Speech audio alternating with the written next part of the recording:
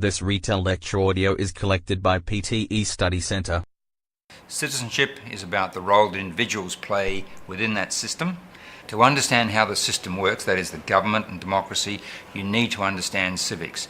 To be an active and informed citizen, you need not only to know that, but need to know what it means to be an active citizen in civic life and the engagement that comes with that.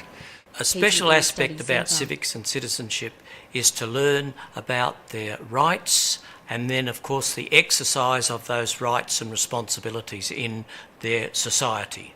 The 21st century is going to place increasing demands on young children and young students generally.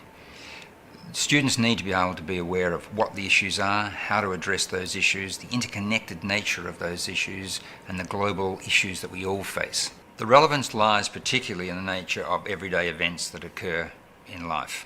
That is both in the community, family, PTE schools, and the broader community, politically in particular. These are things that students will experience today, tomorrow, throughout their future. In order to be active and informed citizen in modern society, students need to understand how our democracy works, how government works, our court and legal system, as well as the identity of being an Australian nationally, as well as Australian internationally in the global sense. Brought to you by PTE Study Centre. We have branches in Melbourne, Sydney, Brisbane, Adelaide.